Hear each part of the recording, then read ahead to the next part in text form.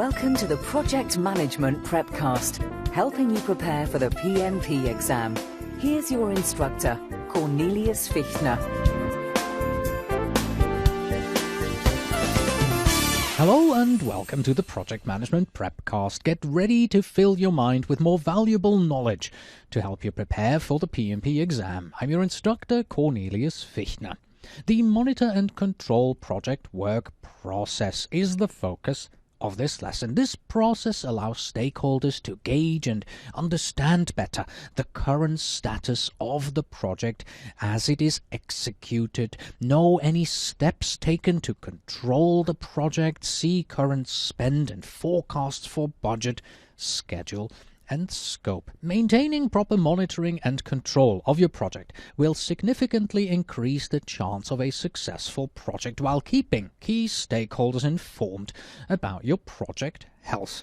In the lesson, we will focus on the key concepts of the process, define the meaning of monitoring and controlling, and explain its role in project management throughout the entire project lifecycle, and clarify the subtle difference between the direct and manage project work process and the monitor and control project work process. Let us look at the definition of the project integration management knowledge area. So, project integration management includes the processes and activities needed to identify, define, combine, unify, and coordinate the various processes and project management activities within the project management process groups.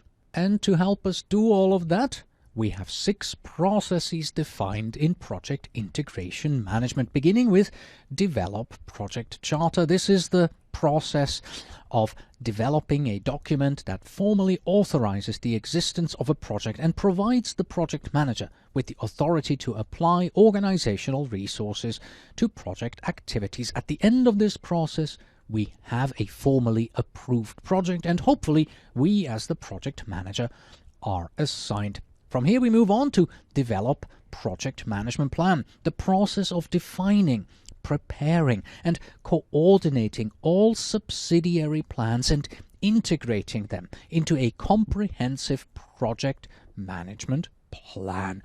Once this is done, we know what we're going to do and when we're going to do it and how we are going to do it.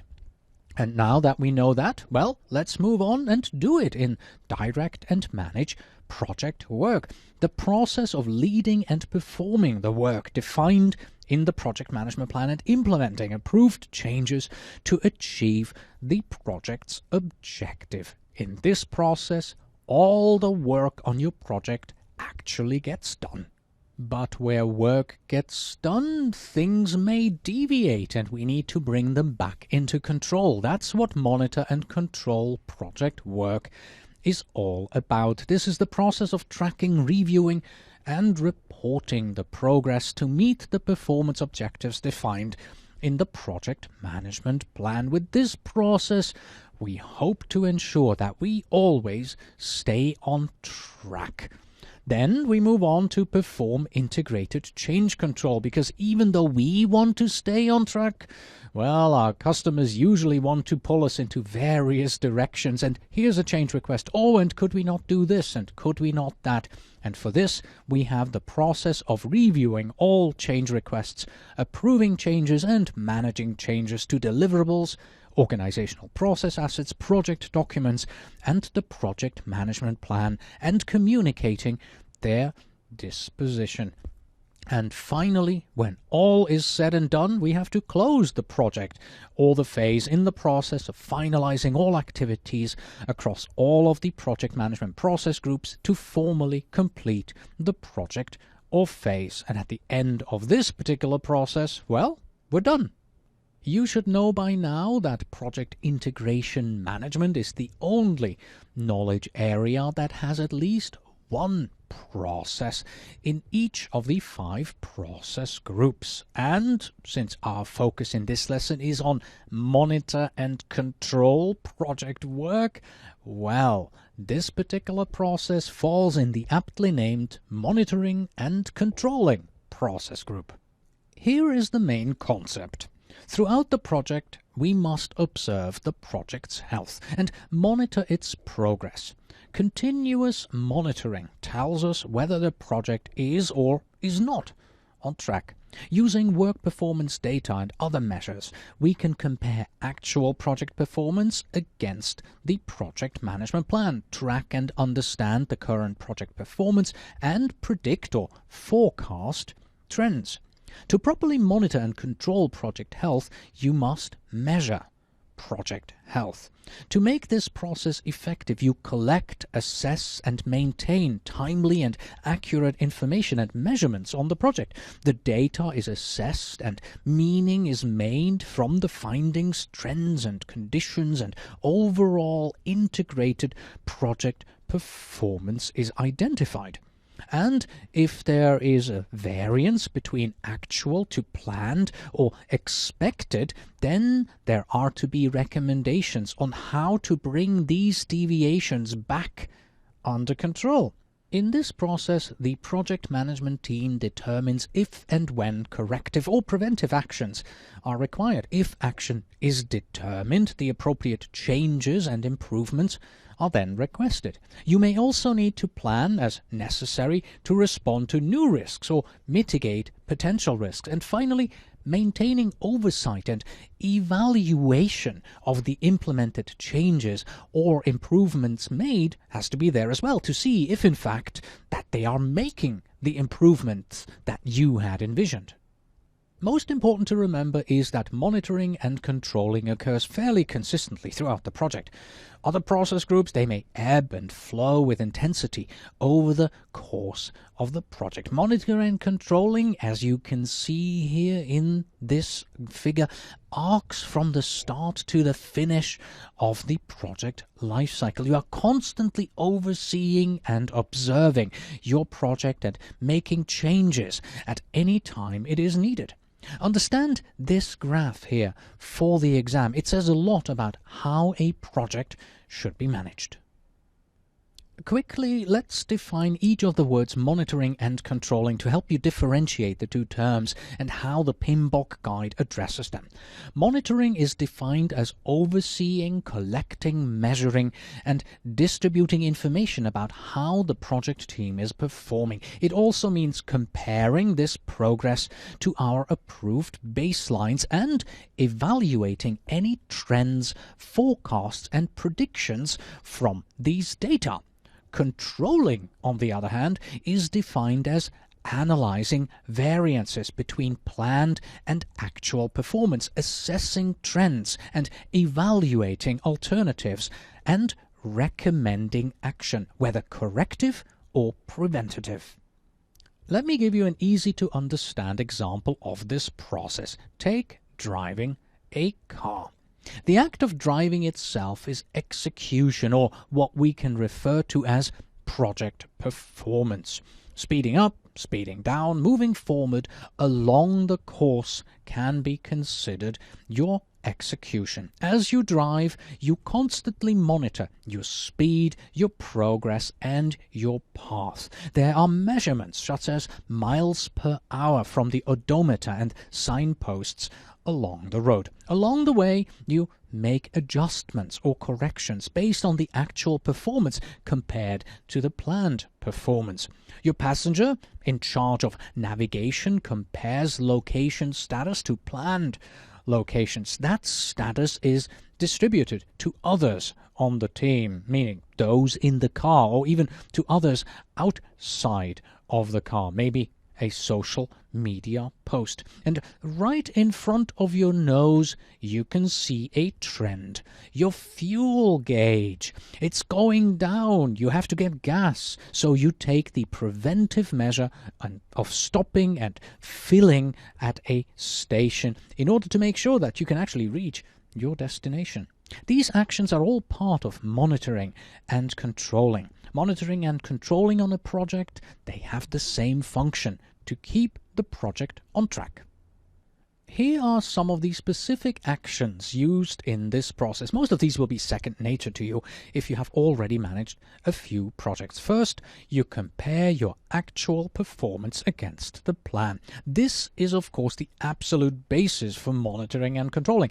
You have to compare the where are we against, well, where did we say we should be? Based on that, you can analyze the actual performance and determine whether or not any corrective or preventive action needs to be recommended or at least considered. Next, with data, you make forecasts. Where will things be if we continue this way? Where will we be if we do or do not take a particular action? Where are we going? Where do we need to be? How close or far off do we think we will be? These forecasts can be about costs as well as about schedule. Forecasting in regards to the PMP exam will often involve earned value management. And finally, this is also the process responsible for tracking and analyzing risks. This is the monitoring part of the process name. If necessary, the process will then also execute the appropriate risk response plans, which is the controlling part in the process name. All this information is gathered, analyzed, disseminated, and used by other processes for status reporting. So you see, there is a lot going on in this monitor and control project work process. To conduct the process as effectively as possible, the project management team needs the skill of comparing, being able to collect and note the differences between the plans and the actuals. Assessing, being able to determine if any action is needed based on those differences. Documenting, being able to maintain and document timely and accurate information. Forecasting, being able to update current cost and schedule information. And of course, communicating, being able to provide and distribute supporting information and reporting. By now you probably have a good understanding of what the monitor and control project work process does. You may also have thought to yourself, wait a minute, everything that I've heard so far sounds that it's basically part of the direct and manage project work process. Why do we need a separate process, monitor and control project work? Come on, couldn't this all be just one?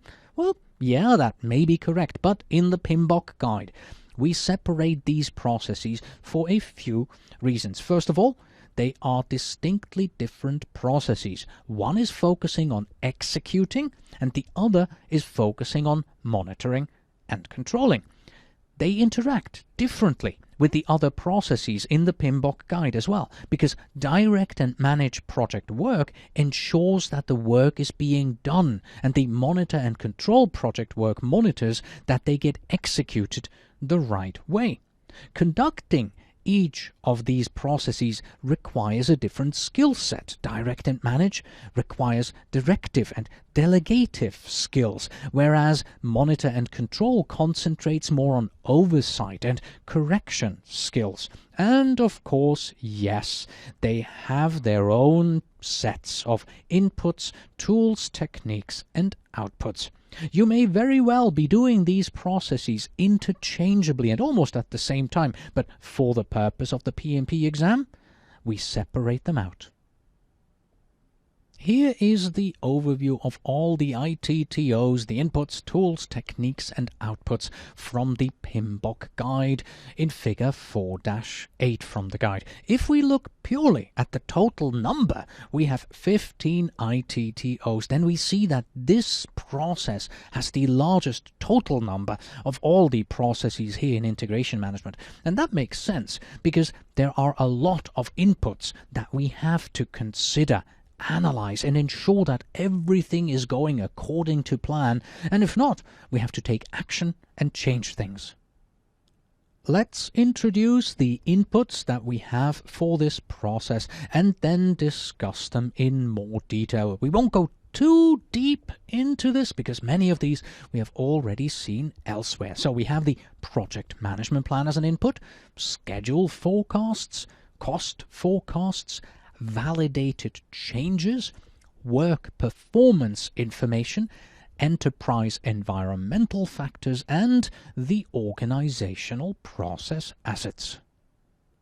Let's put the first three and the fifth input together because there is a common thread between them. First and foremost, the most obvious input to this process is, of course, the project management plan. It would be a little difficult to conduct this process without it, especially as we have learned in the main concept. The objective of this process is to compare planned performance, as in the project management plan, to the actual performance. Work performance data is collected from various control processes and turned into work performance information. That information is analyzed and contextualized so that here in this process you have the wisdom to make proper decisions. So if you receive information about current activities being worked on that are not meeting quality standards, you use that input in this process here to properly monitor and suggest appropriate control actions. Additionally, the information derived from earned value management is used in this process. From a schedule forecast standpoint, you take the information based on our schedule baseline and make our monitoring and controlling decisions. This here we talk about values of schedule variance and schedule performance index, the SV and the SPI from earned value management, as well as the project's estimate to complete. And from a cost forecast point of view, you are also using the ETC, the estimate to complete, as well as cost variance, the CV, the cost performance index, the CPI, and the project's estimate at completion, the EAC. So all of these indicators from earned value management are used here as inputs. Another input to the monitor and control project work process are any validated and approved changes. These changes are the result of the perform integrated change control process. If there were requests for change from maybe the direct and managed project work process, then those changes are reviewed and either approved, denied, or sent back for more information. Those approved and validated changes from perform integrated change control, they are inputs to this process here. If changes are approved, those validated changes are what we now must monitor and control. The monitoring also collects evidence that the change is meeting its intended objective. There are many influences on how you monitor and control a project, both in the enterprise environmental factors here and, as you will see on the next slide, also the organizational process assets. And the distinction between these two, EEF and OPA, they sometimes get blurry. Here we focus on environmental influencers. For example, the company culture that surrounds you and your team, but also the culture of the others that you're working with, customers, sellers, and so on. Governmental standards or governance that you must abide by. The risk tolerances of various stakeholders. Some may expect tight control and quick responses to issues, while others may be exactly the opposite. And the work authorization systems and other procedures around authorizing work. These are only a few examples.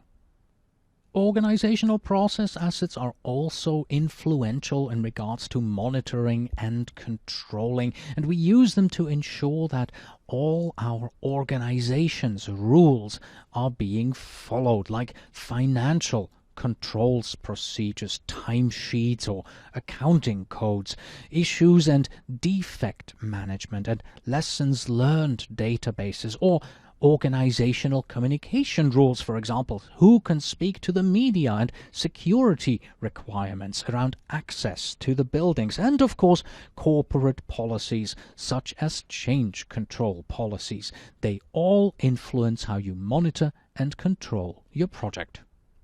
The tools and techniques of monitor and control project work are expert judgment. Of course, a technique we have seen before and will certainly see again.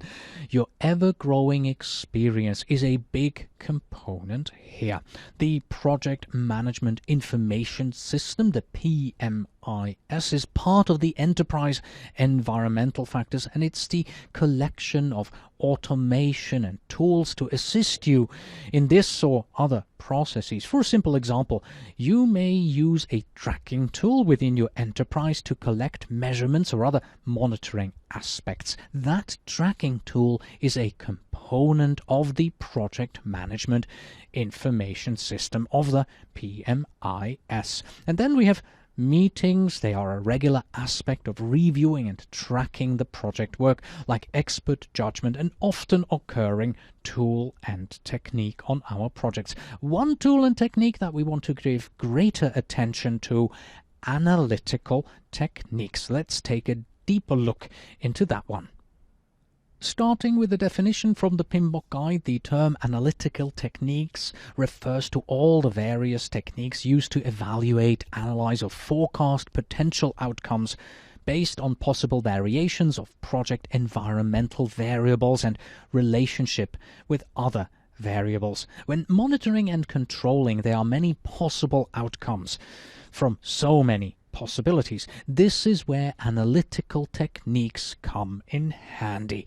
Let's look at a few. These analytical techniques can come in many flavors and serve many purposes based on the project environment and needs. In regards to the fault tree analysis, think about all those pathways and combinations and possible outcomes in your project. You may have been thinking to yourself, where could things go wrong? Or even worse, where did things go wrong? This is where a fault tree analysis could be used, and what you see here on the left is sort of a stripped down version of a fault tree analysis. We have a future event in orange at the top, and any of these events at the very bottom there, A, B, C, or D, if any of this happens, A and B together, C and D together, then the event will happen and everything will blow up in our faces. We'll see a more detailed example just on the next slide. There is also regression analysis, and this would be when you're attempting to predict an outcome of one variable based on another variable. Say the production rate of your project team tied to its relationship with ongoing training. You're essentially trying to analyze whether giving training to your team will increase the production rate. True, you cannot fully predict the future. Nonetheless, regression analysis can present some patterns and some possibilities. We also know the root cause analysis, the Ishikawa diagram, which seeks to find the deepest reason for issues. We have variance analysis, compares actuals and planned attempts and explains why we have that difference. Then we have earned value management, which we look at in detail in cost management. And of course, we have forecasting methods like simulations.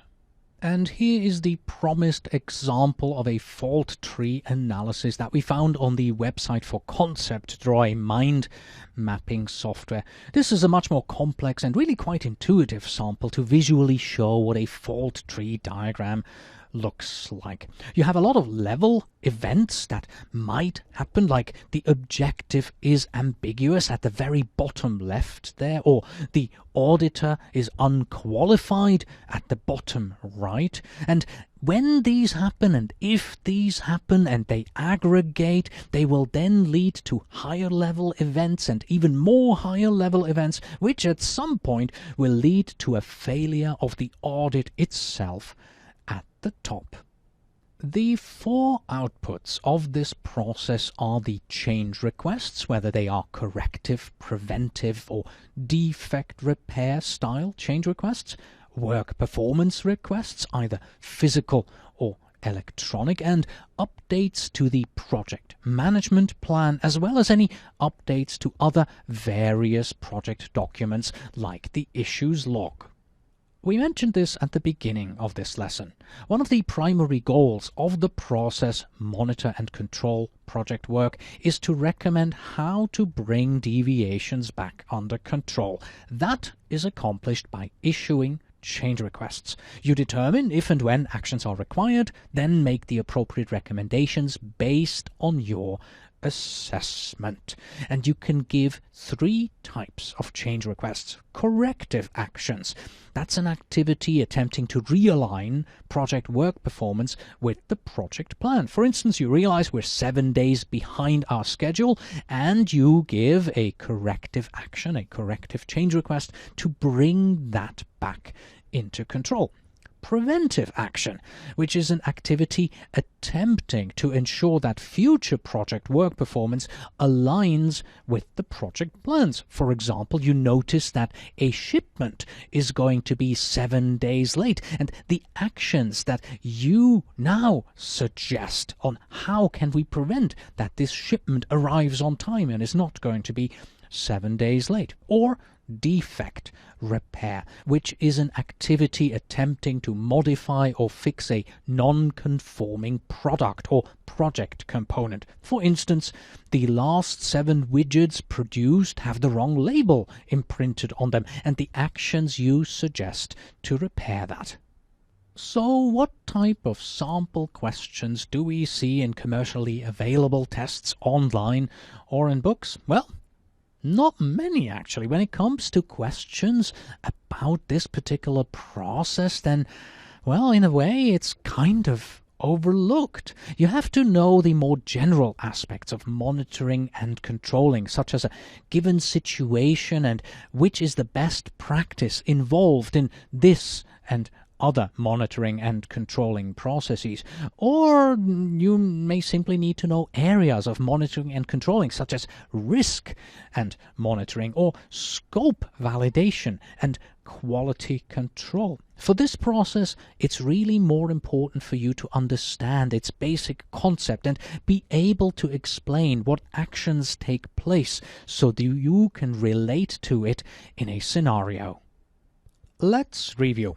The monitor and control project work process is performed across the entire project lifecycle. Constant observation and oversight is necessary from the second the project starts until the final seconds of the project, arguably even beyond, but that is outside this course and the PMP certification exam. Controls vary in need throughout the project, but can certainly happen at any time throughout the project's lifecycle. The premise of conducting the process is to make sure that the project is staying on track, or at least within tolerable levels, and to update the project plans and documentation accordingly. And if not, taking the appropriate action to either regain control of the project, protect against the project going out of control in the future, or fixing defects as they appear. And this concludes our look at the monitor and control project work process. But before we go, here is another exam tip for you. This time we want to take a look at one way of how you can approach answering PMP exam questions. And you start out, obviously, by reading the question, but make sure that you understand the real question. Make certain that you can distinguish between the important facts and the extra information that may be embedded in the situation. Learn to ignore those facts that do not relate to the question. Then go ahead and read all 4 possible answers, and usually 2 of the 4 answers are obviously incorrect, or at least one of these stands out as a distractor, like a sore thumb. So eliminate those right away. Now weigh the remaining answers against each other and make your choice. If you are 100% certain, move on. If you have some doubt about your selection, then go ahead and use the mark checkbox that you will see on the screen. That allows you to say, I think I'm right here, but may not be. Let me come back again later. So mark that checkbox, and that will allow you to come back at the end of the exam, go through those questions that you have marked and take another look. But generally speaking, your first instinct is usually the best. And with that, we have come to the end of this lesson. So you're probably already wondering, what's Justine going to say this time, right? Well, here we go. Justine? Auf Wiedersehen. Until next time.